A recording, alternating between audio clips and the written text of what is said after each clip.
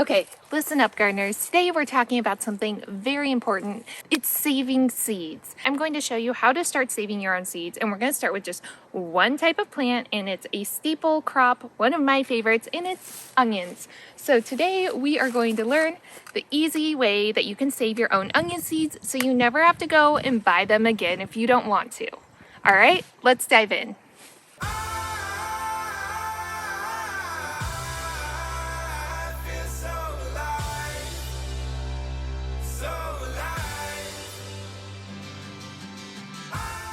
I want to do a whole series on seed saving for different crops, but we're going to do them just one at a time so it's easy for you and it doesn't feel as overwhelming trying to learn how to seed save for a variety of different plants. We're just going to do it one at a time. And today we're going to talk about onions. So onions are actually a biennial crop, and what a biennial is basically it's a plant that takes 2 years to go from planting until they produce a seed. So the first year that plant is going to focus on its above ground growth. That's the delicious greens that we eat, and the bulb, however big it is, because even green onions, they do have a small bulb. So the first year it's just focusing on that.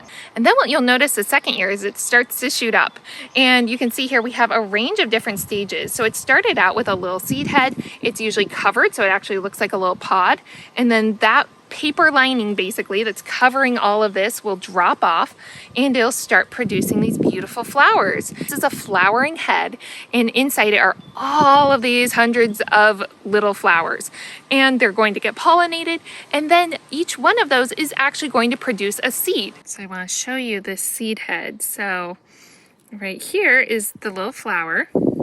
If you open it up, look at all those little seeds. See, one already popped out. So there's usually about 2 to 3 seeds are in each one.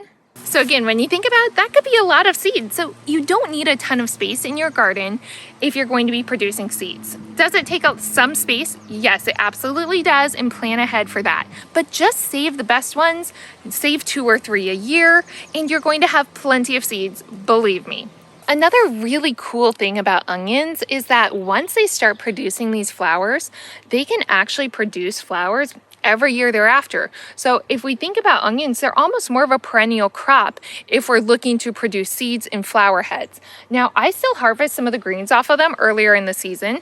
Once they get to this stage, they tend to get a little harder, a little bit more stringy. So you can still harvest some of the greens though off of them in the early spring, and then still do the flowering heads and let them go to seed later in the summer. So similar to how chives are perennials, onions really can be too, because after that first year, they're going to produce seed heads really every year. So with your biennial onions, what you want to do, plant these like normal in the summertime.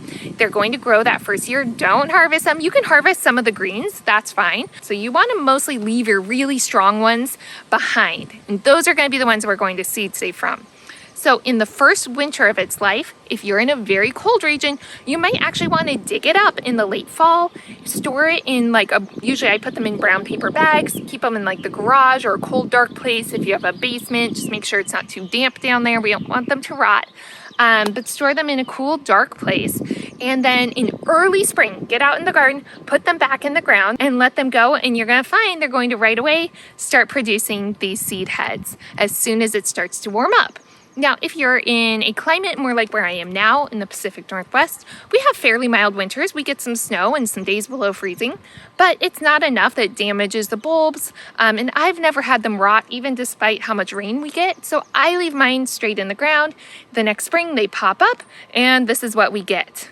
If you want to get really serious about your seed production, you want to label your plants. I am so bad at this. I have so many seed packets that say variety unknown because I'm just bad about it. I lose track over the years, especially with these biennials. So if you want to get really serious about your seed saving, make sure you're really marking your plants. Write it down somewhere because you can't always count on plant tags staying in the ground that long, especially on these ones that take 2 years to go into seed production. Another thing that you're going to want to do with your onions, if you're really breeding for a certain variety, is that you're going to want to keep it away from other varieties or only let one variety a year go into bloom so that they're not cross-pollinating, because that is possible. They're all in the same family. Hybridization is totally normal in nature, so I don't mind it, but that's completely up to you and the type of seed saver that you want to be. Some seed producers recommend keeping them at least 800 feet away, up to half a mile away. So if you have the space, you can do that. Otherwise, just make sure that you're only having one at a time that's blossoming if you want to keep those generations really true to form. Okay, so these are some green onions. So I just kind of have this continuous patch here, but I do save some of the seeds from it as well. So that's what we're gonna do today. Once your onion has started to flower, you're gonna want to kind of watch it closely, because after a few weeks, what you're gonna see is it's going to kind of turn brownish and start to die back a little bit. It's just at the stage where now the plant is focusing its energy on the seed, and the seed is getting to harvestable phase. So this one is a perfect example. So you can actually start to see some of the black seed popping out of it. They're not all going to ripen at exactly the same time. So the goal is to get it to the point where most of them are ripened, but they're not like falling out yet. I'm actually a little bit late on this one because a lot of them I can see are already dropping to the ground. So we're going to get it harvested ASAP.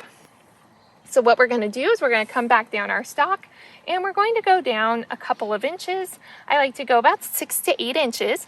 And we're gonna snip it, as carefully as possible. You can see the seeds just popped out as I snipped it. And then you're going to take a bowl. You can either use a bowl or a brown paper bag, but I thought a bowl would be easier for you guys to see. And you're gonna just turn it upside down and start shaking. And do you hear all those little seeds falling in there? So you can see that there's still some seeds that are left inside. So you can see the little black seeds. We got quite a few seeds out, but there's always going to be some that are left in there. Again, these are all going to mature at different rates. So what I'm going to show you how to do next is we're going to take our seed heads that still have just some seeds left in there. And what we're going to do is we're going to hang these in a brown paper bag in a cool, dark place. And then what that does is as these continue to ripen and these seeds start to fall out, they get caught in the bag. So that way we're maximizing our seed harvest. And then what we're also going to do is clean these up. So I have my paper bag, and basically what I do is I just like to tie it around the handles. I don't close it all the way because we definitely have a lot of humidity here, and I do find that they can mold or mildew if they don't have enough airflow. In fact, sometimes I'll just skip the bag altogether if we're in the wet season, and I will literally just put them instead in front of a fan. Here are some seed heads that I saved over winter. So same concept, except I just had them sitting in front of a fan in the darker half of the greenhouse. So you can see now all of those seed heads are popping out of the little flowers. We have tons and tons of seeds. So we're gonna do the same process with them and shake them into a bowl. Once we have all of our seeds dropped into our bowl, there's still a lot of chaff mixed in, and that's basically the dry plant matter. So something that I like to do is actually just rub it between my hands, and that's going to help separate out a lot of the seed heads that are still kind of stuck in that little bit of a flower head. Then it's time to winnow it. Hi, Ida. Then it's time to, and Stanley. And winnowing is basically the act of separating out the seed from the chaff. So there's a couple different ways to do it. There's actually several ways. You can, first of all, put it through like a strainer or a colander that's large enough that the seeds will basically fall through, and then the chaff is going to stay on top. That's a good way to do it. Or you can do it also where you're using the wind. It's a nice breezy day today, so you just hold it up, start dropping it over the bowl. You can see a lot of that chaff is blowing away, and the heavier seeds are dropping down into the bowl. And then a final way that you can do it is by basically tossing it in the air, and you can see the wind will pick up that chaff and blow it away.